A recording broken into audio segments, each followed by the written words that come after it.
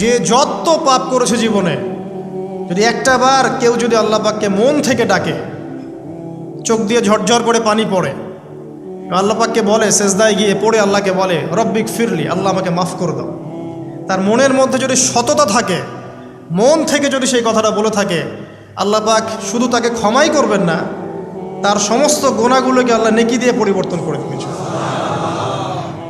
একটা হাদিস পড়ছিলাম, নবী করিম সাল্লাল্লাহু আলাইহি ওয়াসাল্লাম তিনি বলছেন যে লাম্মা কাদাল্লাহুল খালক, যখন আল্লাহ রাব্বুল আলামিন এই মহাবিশ্ব সৃষ্টি করেন, তখন আল্লাহ রাব্বুল আলামিন কাতাবা কিতাবান, একটা কিতাব লিখেছেন, একটা কিতাব আছে আল্লাহর কাছে।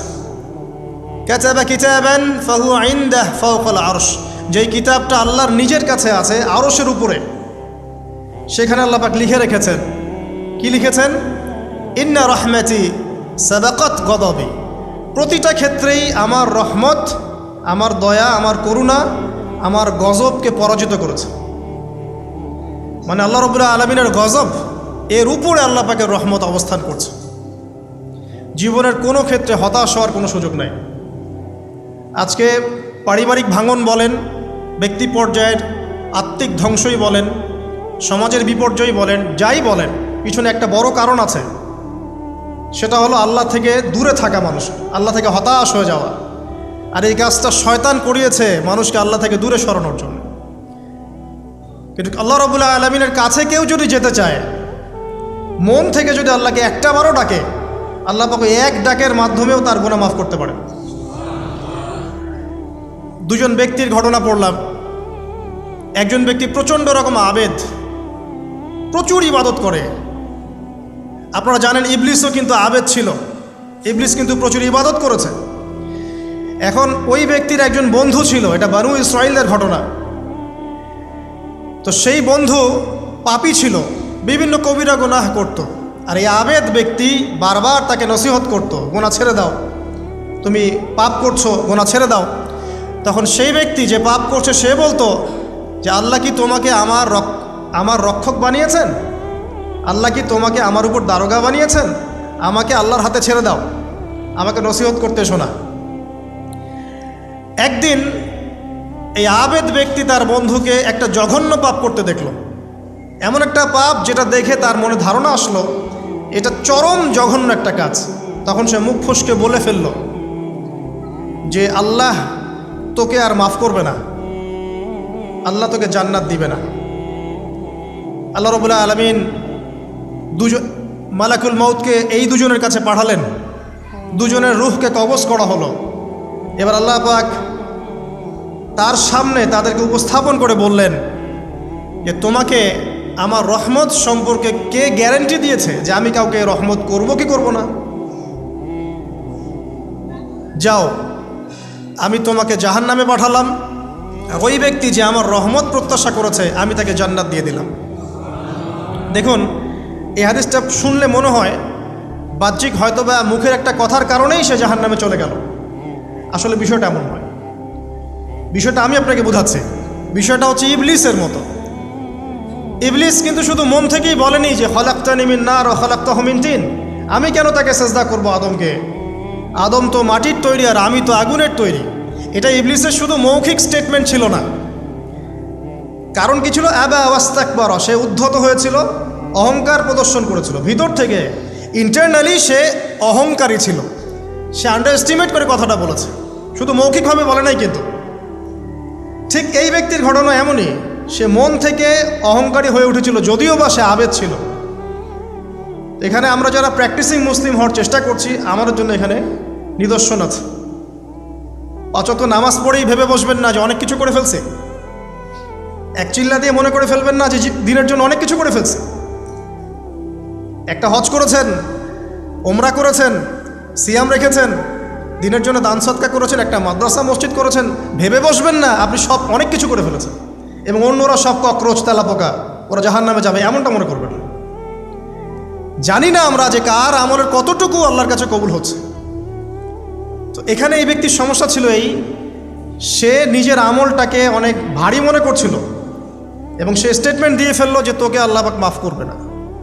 এই একটা কথা মন থেকে বলার কারণে তার ইহকাল পরকাল দুটা বরবাদ হয়ে গেল। সে জাহান্নামে চলে গেল। ঠিক আরেক ব্যক্তির ঘটনা আছে এমন, এগুলো সবগুলো রেফারেন্স আছে। এক ব্যক্তি প্রচুর ইবাদত করত, আল্লাহ পাক তার ইবাদত করার জন্যে পাহাড়ের চূড়ায় একটা সুন্দর ব্যবস্থাও করে দিয়েছিলেন। সেখানে ডালিম গাছ হতো, ঝর্ণা আসতো, খাবারের কোনো অভাব নাই। হাদিস এসেছে 500 বছর সে ইবাদত করেছে। কত বছর? কিয়ামতের মাঠে এই ব্যক্তির অবস্থা এমন হবে, তাকে জান্নাতে প্রবেশ করানোর জন্য নিয়ে যেতে বলা হবে যাও আমার রহমতে জান্নাতে চলে যাও। আল্লাহ পাক তাকে এই কথাটা বলবেন, কিন্তু এই ব্যক্তি বলবে আমার আমলের কারণে আল্লাহ পাক বলবেন আমার রহমতে জান্নাতে চলে যাও। ব্যক্তি বলবে আমার আমলের কারণে। আল্লাহ রাব্বুল আলামিন তখন তাকে দেওয়া সমস্ত নেয়ামতগুলোকে এক পাল্লায় করবেন, আর তার সমস্ত আমলকে আরেক পাল্লায় করবেন। একটা চোখের যে নেয়ামত আল্লাহ পাকের, সমস্ত আমলও 500 বছরের ইবাদত এতটুকু হয়নি। তারপর তাকে বলা হবে ওকে জাহান্নামে নিয়ে যাও। এবার জাহান্নামে যাওয়ার সময় সে বলবে আল্লাহ তোমার রহমতে আমাকে মাফ করে দাও। তখন আল্লাহ পাক তাকে আবার ডেকে নিয়ে আসবেন, বলবেন যে তোমাকে যে আমি ইবাদত করার জায়গা করে দিয়েছিলাম, এটা কি তুমি নিজে করেছো না আমি করেছি? সে বলবে আপনি করেছেন। তোমাকে যে আমি সৃষ্টি করেছিলাম তখন কি তুমি কোনো আমল করেছিলে? বলবে না। তাহলে তোমাকে যে সৃষ্টি করেছি আমি, এটা কি তোমার আমলের কারণে? না। তোমাকে সারা দুনিয়াতে এত নিয়ামত দিয়েছি, এটা কি তোমার আমলের কারণে? সে বলবে না। তখন তাকে জান্নাতে প্রবেশ করানো হবে। কিয়ামতের মাঠে এমন অনেক ঘটনা ঘটবে যেটা আমাদের চিন্তার বাইরে। আরেকজন ব্যক্তিকে ডেকে আনা হবে, যে ব্যক্তি একটা দুটা নয় বরং 100টা খুন করেছে। সে 99 জন মানুষকে হত্যা করার পর ফতোয়া খুঁজে বেড়াচ্ছিল যে আমার তওবা কবুল হবে কিনা। একজন আবেদের কাছে গিয়েছে। আবেদ আর আলেম কিন্তু এক জিনিস না। আবেদ মানে যে প্রচুর ইবাদত করে, তার জ্ঞান কম, সে শুধু জানে কিভাবে ইবাদত করতে হয়। আলেম হচ্ছে সে যে শরীয়তের গভীর জ্ঞান জানে, আবার ইবাদতও করে। আবার যারা জ্ঞান আছে আমল নাই, সেও কিন্তু প্রকৃত আলেম না। প্রচুর জ্ঞান আছে কিন্তু জ্ঞান অনুযায়ী আমল করে না, সেও কিন্তু প্রকৃত আলেম নন। এবার আসেন তো, এই আবেদের কাছে গিয়ে সে বলছে আমার কি ক্ষমা হবে? আমি 99টা খুন করেছি। সে বলল তোমার আবার ক্ষমা? তোমার ক্ষমা নাই। তখন এই ব্যক্তি এই আবেদকে হত্যা করে 100টা খুন পূর্ণ করলো, ওকেও সে মেরে ফেলছে। আমার ক্ষমাই হবে না তো তোর বেঁচে থাকার কি দরকার, তুইও মর। এই ব্যক্তির মধ্যে একটা চেতনা তৈরি করলেন যে আমাকে তওবা করতে হবে। সে তখন সার্চ করতে লাগলো আরও কোনো আলেম আছে কিনা। এরপর অনেক দূরে একজন আলেমের সন্ধান পাওয়া গেল। সে সেখানে গেল, তাকে গিয়ে বলল আমার কি ক্ষমা হবে? সে আলেম তাকে বলল হ্যাঁ তোমারও ক্ষমা হতে পারে, যাও তুমি ইস্তেগফার করো এবং এই এলাকা থেকে অন্য এলাকায় চলে যাও। মানে যে এলাকায় তুমি অনেক দিন ছিলে, যেখানে তুমি অনেক পাপ কাজ করেছো, এখানে থাকার দরকার নাই। তওবা করে তুমি অন্য কোথাও চলে যাও, নতুন একটা জীবন শুরু করো। এখানে থাকলে হবে কি, তোমার স্মৃতিগুলো তোমাকে তাড়িয়ে বেড়াবে এবং মানুষ তোমাকে খারাপ নজরে দেখতেই থাকবে, তুমি তখন কষ্ট পাবে। এই জন্য তুমি চলে যাও। তো চলে যেতে যেতে সে রাস্তায় ইন্তেকাল করে। এবার তার রুহ নিবে কে? এই জন্য দুদল ফেরেশতা আসছেন, জান্নাতি এবং জাহান্নামী। তাদের মধ্যে বাক বিতরটা হচ্ছে কে রুহ নিয়ে যাবে। তো জাহান্নামের ফেরেশতারা বলছেন সে এতগুলো খুন করেছে, তার রুহটা আমরা নিব। আর জান্নাতি ফেরেশতারা বলছেন না, সে তওবা করতে এসেছিল, অতএব সে আল্লাহর অভিমুখী হয়েছে, তার রুহটা আমরা নিব। আল্লাহ পাক এখানে একটা কৌশল করলেন। আল্লাহ পাক ফেরেশতাদেরকে বললেন তোমরা রাস্তাটাকে পরিমাপ করে দেখো, যেদিকে যাচ্ছিল তার পরিমাপ বেশি নাকি যেখান থেকে এসেছে ওর পরিমাণ বেশি। আল্লাহ পাক জমিনকে আদেশ করলেন হে জমিন তুমি প্রশস্ত হয়ে যাও। এবার পরিমাপ করে দেখা গেল সে তওবার দিকে আসছিল, এর পরিমাণটা বেশি। এই একটা কাজের ওসিলা আল্লাহ পাক তাকে মাফ করে দিলেন। মনে রাখবেন এটা মৌখিক বিষয় ছিল না, সে মন থেকে ভিতর থেকে কিন্তু সে আল্লাহর প্রতি অনুগত হয়েছিল। এই মনের বিষয়টা আল্লাহ ছাড়া কেউ জানে না। আপনি দেখতে পারেন সমাজে অনেকে দাড়ি টুপি পাগড়ি জুব্বা সব লাগিয়ে ঘুরছে, তো বিশ্বাস করেন তাদের মনটা এমনও হতে পারে যে জানোয়ারের চেয়েও কুৎসিত, এমনও হতে পারে। আবার আপনি দেখবেন সমাজে এমন অনেক মানুষ ঘুরছে যারা হয়তো অনেক পাপে লিপ্ত মনে হচ্ছে, কিন্তু মনের মধ্যে সততা আছে, আর যার মনের মধ্যে সততা আছে আল্লাহ পাক কোনো না কোনো দিন ইনশাআল্লাহ তাকে হেদায়েত দিবে। এটা আমরা আমাদের অভিজ্ঞতা থেকেও দেখেছি। এমন অনেক মানুষকে আমরা দেখেছি যে ড্রাগ অ্যাডিক্টেড ছিল, মিউজিক করেছে, হারাম সম্পর্কের মধ্যে ছিল, নামাজ ঠিক মতো পড়ে নাই, কিন্তু যখনই আল্লাহর কথা আলোচনা হতো দেখতাম সে খুবই শান্তভাবে মন থেকে কথা শুনছে। এই কথা শুনতে শুনতে শুনতে একদিন মাশাআল্লাহ এখন দেখবেন যে চিল্লা দিয়ে বেড়াচ্ছে বিভিন্ন মসজিদে। আল্লাহ হেদায়েত দিয়েছে, সব ছেড়ে দিয়েছে। এরকম মানুষের অভাব নাই কিন্তু সমাজে। তো এখানে আল্লাহ পাকের রহমত বা দয়ার একটা উজ্জ্বল দৃষ্টান্ত দেখতে পারবেন। ঠিক এরকম আরও একটা ঘটনা আছে বনু ইসরাইলের। এক ব্যক্তি এত পাপ করেছে যে শেষে মৃত্যুর সময় সে সন্তানদেরকে ডাকছে, ডেকে বলছে যে আমি যখন মারা যাব আমার লাশটাকে তোমরা কবর দিও না, যদি আল্লাহ পাক আমাকে ধরতে পারেন তাহলে খবর আছে আমার। কি করতে হবে? সে বলছে যে আমার দেহটাকে তোমরা পুড়িয়ে ফেলবে এবং পুড়িয়ে ফেলার পরে ছাইগুলোকে একত্রিত করবা, করে অর্ধেক ছাই সমুদ্রে ভাসিয়ে দিবা, অর্ধেক ছাই বাতাসে উড়িয়ে দিবা। সন্তানরা তাই করলো। মৃত্যুর পর আল্লাহ পাক এই সমুদ্র এবং জমিনকে বাতাসকে আদেশ করলেন যে তোমরা ছাই জড়ো করে দাও। আর মানুষ আর জিন আল্লাহর কথা না শুনলেও এই প্রকৃতি আল্লাহ পাকের কথা শোনে। বিজ্ঞান বলে প্রকৃতি থেকে সব হচ্ছে। কি প্রকৃতি? প্রকৃতি কি, কাকে বলে? মানুষকে আল্লাহর ইবাদতকে বাদ দিয়ে প্রকৃতি পূজায় নিয়ে গেছে। এই পুরো প্রকৃতি আর মহাবিশ্ব এক আল্লাহর ইবাদত করে। কে সৃষ্টি করলো প্রকৃতি? প্রাকৃতিকভাবে হয়েছে সব কিছু বলে, আল্লাহ থেকে হয়েছে বলা যাবে না। বললে আপনি মৌলবাদী হয়ে যাবেন। আল্লাহ শব্দ ইউজ করলে আপনি মৌলবাদী হয়ে যাবেন। ধর্মতাত্ত্বিক শব্দগুলোকে আস্তে আস্তে উঠিয়ে দেওয়া হয়েছে। দেখবেন যুক্তি, বিজ্ঞান, দার্শনিক শব্দগুলোকে আনা হয়েছে। এটাও টেকনিক্যালি করা হয়েছে। কোনো সেকুলার মিডিয়াতে আপনি দেখবেন না ইনশাআল্লাহ বলছে। ইনশাআল্লাহ প্রমাণ করবে যে আপনি আস্তিক না নাস্তিক। তো প্রকৃতিকে আল্লাহ পাক আদেশ করলেন এই সমুদ্র ছাই জড়ো করো, এই বাতাস ছাই জড়ো করো। তারা ছাই জড়ো করে দিল। এই ব্যক্তিকে বলা হচ্ছে তুমি জীবিত করে আল্লাহ পাক বলছেন তুমি যে এই কাজটা করেছিলে, লিমা ফাআলতা হাদা, তুমি এই কাজটা কেন করেছো? তখন এই ব্যক্তি উত্তর দিচ্ছে মিন খাশিয়াতিকা ইয়া রাব্বি ওয়া আনতা আ'লাম।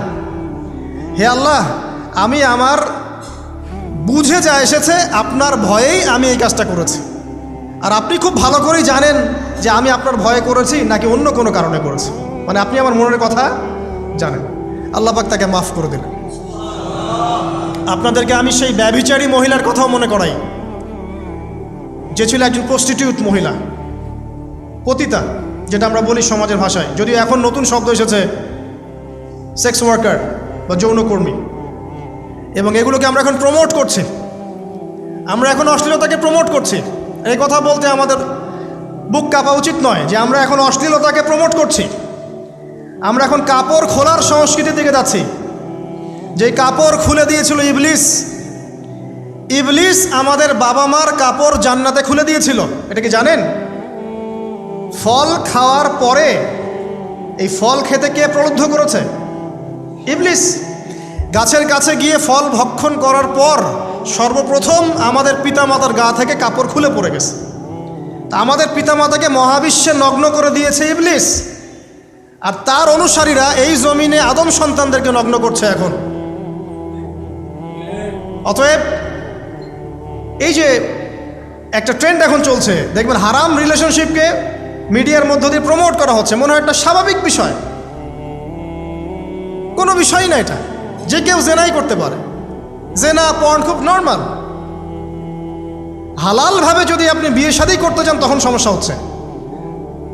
হালালভাবে যদি আপনি বিয়ে করতে যান তখন সমস্যা হচ্ছে। হারামভাবে আপনি যা ইচ্ছা তাই করতে পারেন, সমাজে কেউ কিছু বলছে না। এখন বলছে এগুলো স্বাধীনতা। সুবহানাল্লাহ, কোন স্বাধীনতা? স্বাধীনতা বলে কোনো শব্দ নাই মহাবিশ্বে। এই পুরো বিশ্বের সমস্ত মানুষ আল্লাহর অধীনে পরাধীন। এই বিশ্বে যত মানুষ বসবাস করছে এখন, এরা কেউই স্বাধীন নয়। না কেউ স্বাধীন ছিল, না আছে, না থাকবে। সবাই আল্লাহ পাকের দাসত্বের অধীনে পরাধীন। স্বাধীন সেই এই পৃথিবীতে যে ব্যক্তি শয়তানের তাবেদারি করে ও নফসের তাবেদারি করে, ও তো স্বাধীন। যা ইচ্ছা তাই করতে পারে। এই যে অশ্লীলতার প্রমোটিংটা চলছে, এটাকে পারিবারিকভাবে বন্ধ করতে হবে।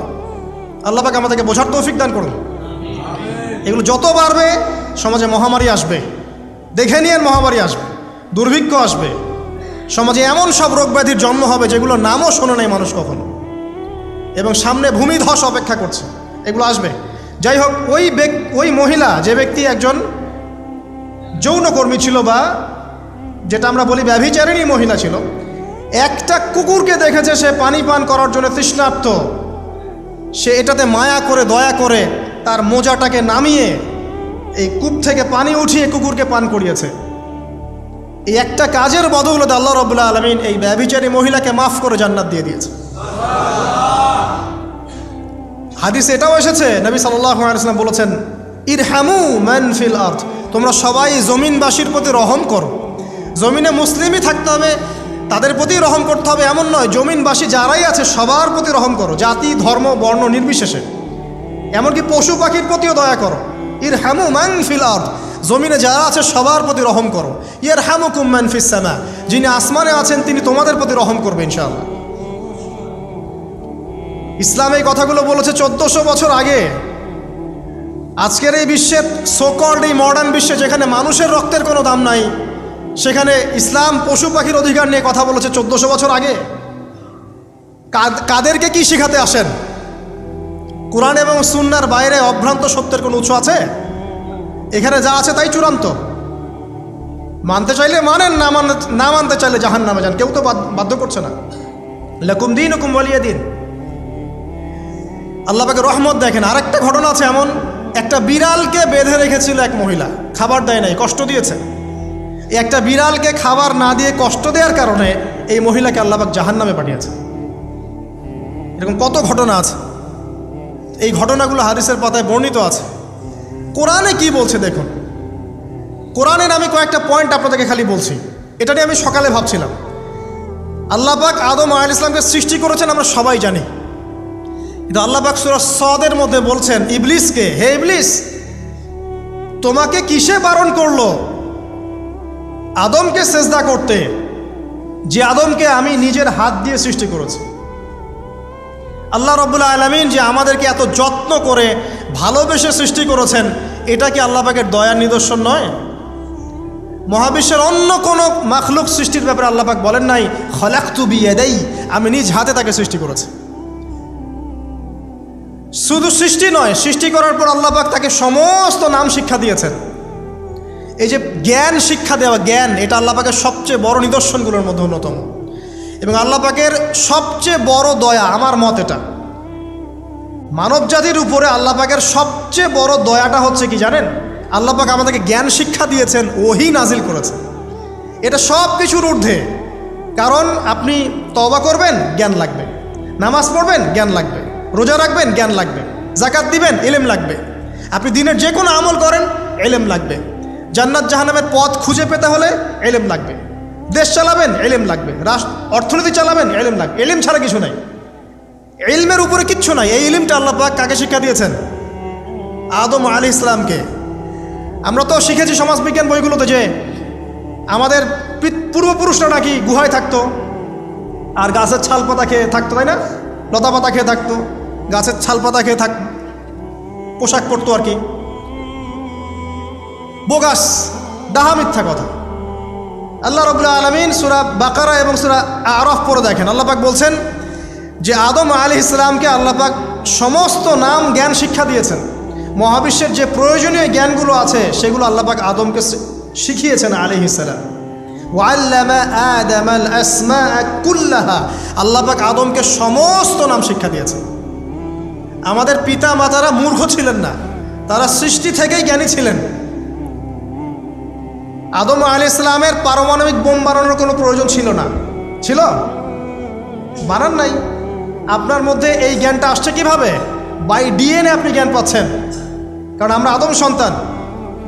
অনেক জ্ঞান আমাদের ভিতরেই আছে, এগুলো চর্চার মধ্য দিয়ে, গবেষণার মধ্য দিয়ে প্রস্ফুটিত হয় মাত্র। জ্ঞান ভিতরে আছে আমাদের পিতাকে জ্ঞানী করে পাঠানো হয়েছে। এই জ্ঞান শিক্ষা দেওয়াটা হচ্ছে আল্লাহ পাকের সবচেয়ে বড় দয়াগুলোর মধ্যে একটা। রহম করেছেন। শুধু তাই নয়, আদম আলাইহিস সালামকে এমন জ্ঞান শিক্ষা দিয়েছেন যে জ্ঞান ফেরেশতারা পর্যন্ত জানতো না। এটা কি দয়া নয়? এটা কি আদম সন্তানের প্রতি ভালোবাসা নয়? তারপরে সেজদা করিয়েছেন। মহাবিশ্বে অন্য কাউকে কি সেজদা করানো হয়েছে? কোরআনে কি এমন কোনো দলিল আছে যে আদম আলাইহিস সালাম ছাড়া অন্য কাউকে সব ফেরেশতারা সেজদা করেছেন? আছে? তাহলে এই যে সম্মান দেয় আল্লাহর পক্ষ থেকে, সম্মান কিসের ভিত্তিতে? সম্মান শারীরিক ক্ষমতার ভিত্তিতে? সম্মানটা কি কারণে? জ্ঞানের কারণে, ইলমের কারণে, জ্ঞানের কারণে সম্মান। এই সম্মান দেওয়াটা কি আল্লাহ পাকের রহমত এবং দয়ার নিদর্শন নয়? অতএব সম্মান পেতে হলে, আল্লাহর রহমত পেতে হলে সেই জ্ঞানের চর্চায় আবার ফিরে আসতে হবে। আপনি যদি আজও সেই ওহির জ্ঞানের চর্চা করেন, আল্লাহ পাক এই পৃথিবীবাসীর বুকের মধ্যে আপনার জন্য সম্মান পয়দা করে দিবেন ইনশাআল্লাহ। দেখে দিন, ওই সেই জ্ঞানই যদি আপনি এখনও চর্চা করেন, আজও আপনি সম্মানিত হবেন ইনশাআল্লাহ। ব্যক্তির চর্চা করলে ব্যক্তি সম্মানিত হবে, একটা পরিবার চর্চা করলে ওই পরিবার সম্মানিত হবে, একটা সমাজ যদি চর্চা করে সেই ওহির জ্ঞান, ওই সমাজ সম্মানিত হবে। একটা দেশে যদি আপনি ওই ওহিভিত্তিক জ্ঞান ছড়িয়ে দেন, পুরো দেশকে আল্লাহ পাক সম্মানিত করবে ইনশাআল্লাহ, পুরো জাতিকে সম্মানিত করবে ইনশাআল্লাহ। আরও সামনে যান, এই যে আদম এবং হাওয়া আলাইহিস সালাম গাছের কাছে চলে গেলেন, ফল খেয়ে ফেললেন, কারণ আমরা আদম সন্তান, ভুল করি। আল্লাহ পাক সাথে সাথেই বহিষ্কার করে দিয়েছেন? না, আল্লাহ পাক তওবা করার জন্যে কালিমা শিখিয়ে দিয়েছেন। সুবহানাল্লাহ, তাদের কালিমা জানা ছিল না। আল্লাহ পাক বলছেন ফাতালাক্কা আদম মির রাব্বিহি কালিমাত। আল্লাহ পাকের কাছ থেকে আদম আলাইহিস সালাম কিছু বাক্য শিখে নিলেন, যেই বাক্য দিয়ে ফাতাবা আলাইহি, সে আল্লাহর কাছে তওবা করলো। কোন সেই বাক্য? সূরা আরাফে আছে, রব্বানা যালামনা আনফুসানা ওয়া ইল্লাম তাগফির লানা ওয়া তারহামনা লানাকুনান্না মিনাল খাসিরিন। এই দোয়া কে শিখিয়ে দিয়েছে? আল্লাহ। এই তওবার বাক্য যে শিখিয়ে দেয়, এটা কি দয়ার পরিচয় নয়? আমরা আল্লাহর কাছে ফিরে যাব, তওবা করব, ইস্তেগফার করব, এই জ্ঞানটা শিখিয়ে দেয়া কি আল্লাহ পাকের দয়ার পরিচয় নয়? নাহলে আমরা কীভাবে ক্ষমা চাইতাম? কিভাবে ক্ষমা চাইলে আল্লাহ পাক সমস্ত গুনাহ মাফ করবেন, এই পদ্ধতিগুলো বলে দেয়া কি আল্লাহ পাকের দয়ার পরিচয় নয়? তারপর সামনে যান, পৃথিবীতে নামিয়ে দিয়ে আল্লাহ পাক ক্ষান্ত হয়ে যাননি। আল্লাহ রাব্বুল আলামিন আসমান থেকে হেদায়েতের গ্রন্থ পাঠিয়েছেন, বলেছেন এই গ্রন্থের মধ্যে যা আছে মেনে চললে তোমরা আবার জান্নাতে ফিরে আসবে ইনশাআল্লাহ। আল্লাহ পাক আদম এবং হাওয়া আলাইহিস সালাম এবং আদম সন্তান সবাইকেই সৃষ্টি করেছেন। উদ্দেশ্য হচ্ছে আল্লাহ পাক আমাদেরকে জান্নাত দিতে চান। আল্লাহ পাক চান যে আমরা যেন জান্নাতে যাই। যদি আমরা জান্নাতে যেতে না পারি পরকালে, একটা কারণে যেতে পারবো না, অনলি একটা কারণ, সেটা হলো আমাদের নিজের দোষে। একটা কারণ, যারা জাহান্নামে যাবে মানুষ এবং জিনদের মধ্যে, নিঃসন্দেহে মহাবিশ্বে তারা ছাড়া জাহান্নামে যাওয়ার উপযুক্ত কেউ ছিল না। ও জাহান্নামে যাওয়ার উপযুক্ত ছিল বলেই আল্লাহ পাক তাকে জাহান্নামে পাঠাবেন। আর যারাই জান্নাতে যাবে প্রত্যেকেই শুধু আমলের বদৌলতে যাবে না, বরং আল্লাহ পাকের রহমতেই যাবে। আল্লাহ পাকের রহমত যাদের উপরে বর্ষিত হবে তারাই জান্নাতে যাবে ইনশাআল্লাহ। কে আমল দিয়ে যেতে পারবে না। যত আমলই করি বলা যাবে না এই আমলের বদৌলতে জান্নাতে যেতে পারবো। আল্লাহ পাক দয়া না করলে হবে না। আল্লাহ পাক চান যে আদম সন্তান যেন জান্নাতেই যায়। এই কারণেই সৃষ্টি করা, এই কারণেই আপনার ওহীভিত্তিক গ্রন্থগুলো পাঠানো, এই কারণে নবী রাসূল পাঠানো, আলেম ওলামা সৃষ্টি করা, মানুষকে সতর্ক করা, হায়াত দেয়া, বারংবার জীবনে চলতে ফিরতে আপনাকে অ্যালার্ম করা হয়, আল্লাহর পথে ফিরে আসেন, আল্লাহর পথে ফিরে আসেন। অ্যালার্ম করা হয় না? বিপদ দিয়ে আপনাকে অ্যালার্ম করা হয় আল্লাহর পক্ষ থেকে। আপনি চলতে পথে হোঁচট খান, আল্লাহ আপনাকে অ্যালার্ম দেন, ফিরে আসো। চলছেন বিপথে, আল্লাহ পাকে অ্যালার্ম দেন, ফিরে আসো। আল্লাহ পাকের পক্ষ থেকে কিন্তু এগুলো আসে। অদ্ভুত একটা হাদিস বললাম, অদ্ভুত বলতে বলছি অ্যামেজিং হাদিস, যে একজন সাহাবী বলছেন, সালমান রাদিয়াল্লাহু আনহু, তিনি বলছেন যে যখন মুমিনের উপর বিপদ আপদ বালা মুসিবত আসে, তখন মুমিনের এই বিপদ আপদ বালা মুসিবত রোগ শোকের বদৌলতে আল্লাহ পাক তার গুনাহগুলোকে মাফ করে দেন এবং তার মর্যাদাকে বাড়িয়ে দেন, এবং সে আল্লাহর দিকে ফিরে আসার অনুশোচনা করার সুযোগ পায়। আর যখন কাফের মুশরিক বা ফাসেক মানুষকে এইসব রোগ ব্যাধি বিপদ আপদ বালা মুসিবত ঘিরে ধরে, তার দৃষ্টান্ত সেই উটের ন্যায় যে উটটাকে তার মালিক বেঁধে রেখেছে, এরপর ছেড়ে দিয়েছে।